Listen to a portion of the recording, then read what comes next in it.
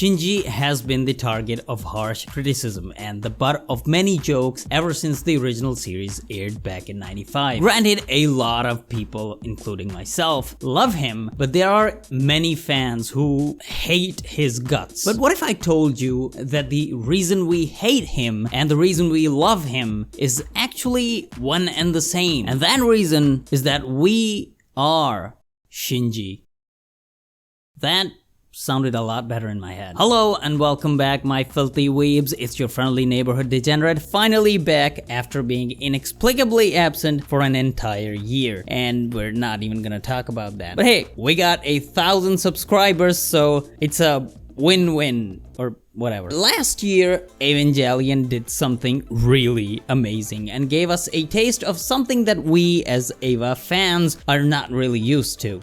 An actual fucking ending. It not only gave us the closure that we deserved after 26 years, Jesus, and people think Attack on Titans got it bad, but it also gave Shinji a well-earned and well-deserved character arc. Yeah, you bet your ass by the time those credits rolled, I was in tears like a little bitch. Look at my boy. He's all grown up and smiling and shit. Oh, my poor heart. But I bet many of you didn't even care because you hate his guts, don't you, you little shits? So the big question for today is, why does the anime community hate Shinji so much? Well, fortunately, that is not a difficult question to answer. He's a whiny, sniveling coward who refuses to grow up and take charge of the situation. Whenever he's given a push by the adults, he ends up running away. Whenever he himself decides to do something meaningful, he ends up running away. Whenever he makes a decision not to run away, he ends up running away, or makes things even worse than they already are. So I guess it's easy to see where all the hate comes from. Shinji is not an anime protagonist in the traditional sense of the word. Coming in wake of the characters such as Kenshin Himura, Guts, Yusuke Urameshi, Ryo Saiba, Kenshiro, Joe Yabuki, and Yang Wen Lee, who are all extremely amazing, well-written, and complex characters in their own right, Shinji goes against the very idea of an anime protagonist that had been established so far and perfected by these guys. They are heroic, they are decisive, they stand up for themselves, they face their demons. No matter how many times they get knocked down, they always pick themselves up, and most importantly, they never run away. They are bastions of heroism, representing the pinnacle of humanity and serving as a source of inspiration for all fans all over the world. Shinji is not heroic. He gets his ass beat the first time he gets in the damn robot. Shinji is not decisive. He goes along with the decisions that the adults make for him, although reluctantly. Shinji does not stand up for himself. Hell, he barely even has any agency in the first half of the show. Shinji does not face his demons. He runs away from them. When Shinji gets knocked down, he does not pick himself up. He goes deeper into his depression and runs away from his problems. And most importantly, in case you missed it the first dozen or so times, he runs the fuck away from his problems rather than facing them. Now, I know you're confused. I can see you typing down in the comment section with your grubby little fingers, Kaishi, you said you like this guy, then why in the name of Asuka's used pluck suit are you throwing dirt in his face? To that, I would say I'm not throwing dirt in his face. I'm merely pointing out the fact that Shinji does not act like an anime protagonist because he is not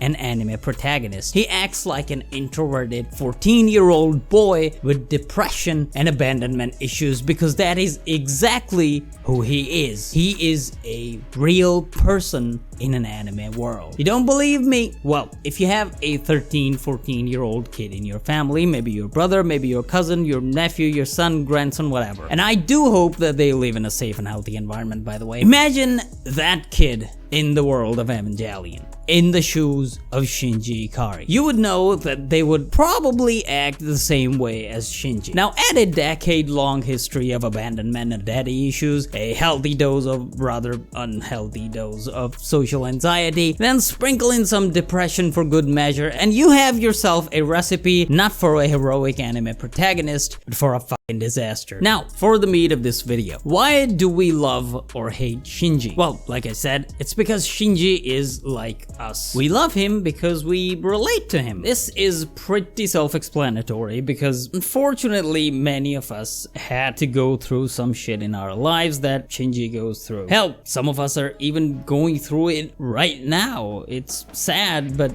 true. But that is why we relate to him, because we know what he's going through. Remember when you were 14 and had to call up a fast food joint to order pizza? Yeah. That shit was scary. No, scratch that. It still scares the hell out of me. So I think it's perfectly clear what would happen if you were to put me in a giant robot to fight alien entities hell-bent on destroying the world. Yeah, that would not be pretty. Now imagine Shinji, a 14-year-old, in that situation. Oh wait, you don't need to.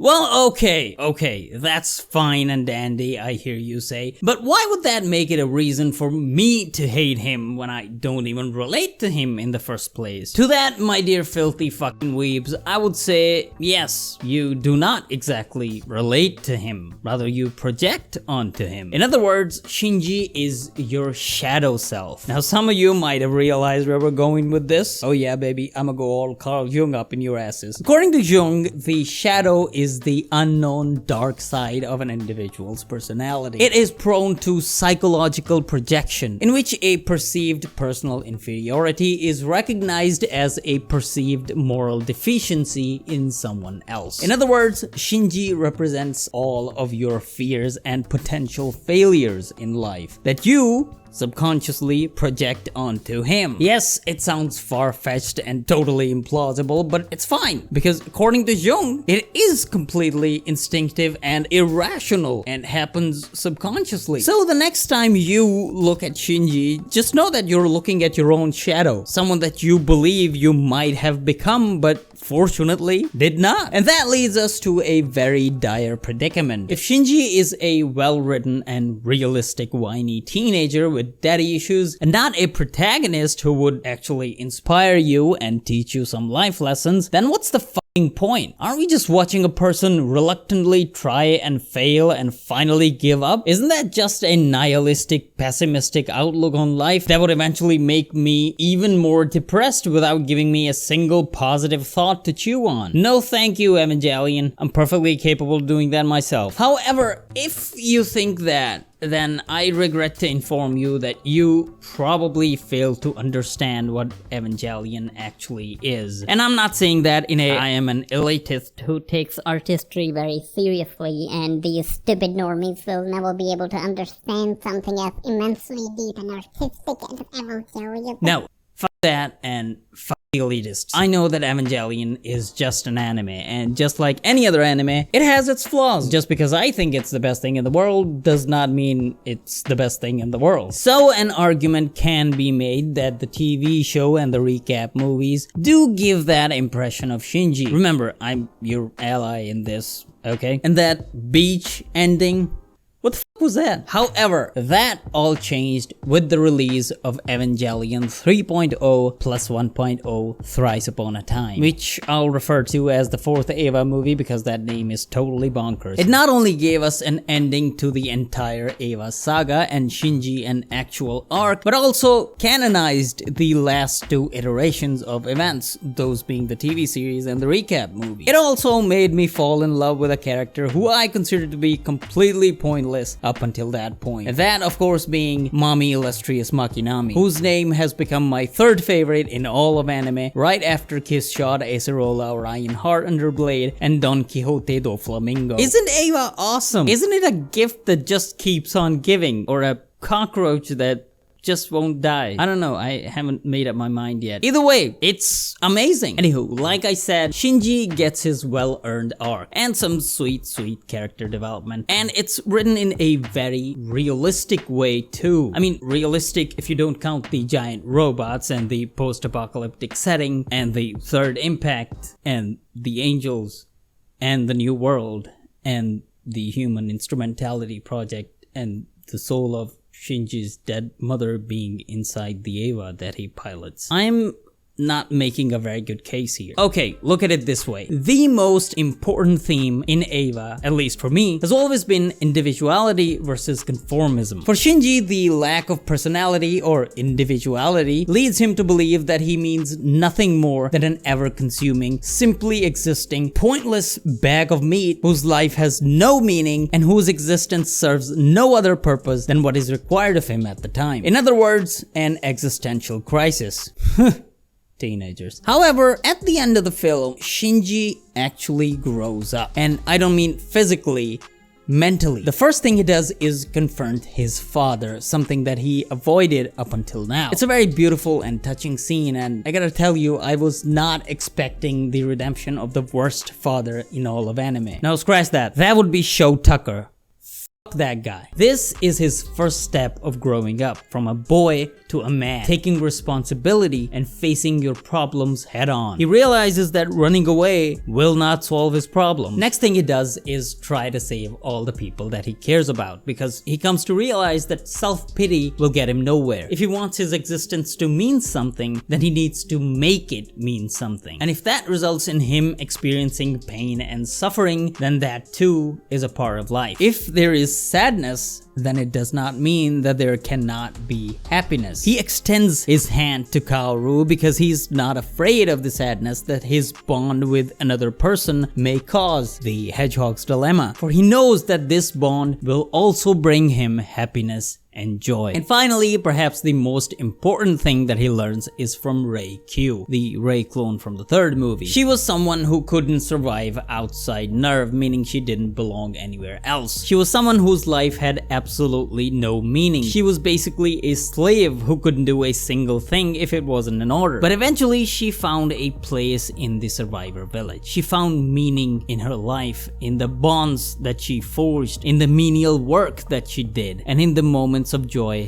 that she experienced, however brief that they might have been. Rest in peace forever and ever, sweet girl. You shall be missed. Shinji realizes that a person's life has no meaning other than what they give it themselves. No one belongs anywhere other than with the people that they share a bond with. Now, these are the quintessence of a person's growth, the start of their journey into adulthood. Now, I'm not an expert on the topic. I'm just a rambling idiot on the internet, so I can't even say that it's an educated guess. But maybe, just maybe, you yourself have experienced one or more of these things at one point in your life, because you bet your sweet fanny I certainly have. And if you have too, then you would appreciate the fact that Shinji goes through a very realistic kind of growth, especially for an anime character, because most of the anime characters, after experiencing character growth or arc, become physically stronger or mentally and emotionally mature, but at their core they are still essentially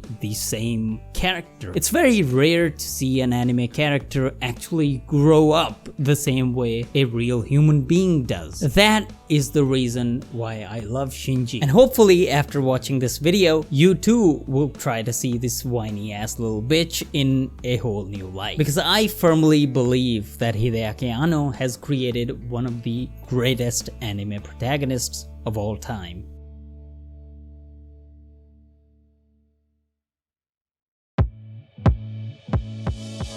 Hey, congratulations on making it to the end of the video. Leave a like if you liked it, subscribe, ring the bell thingy, you know what to do. Thank you all for watching, and I'll see you all in the next one.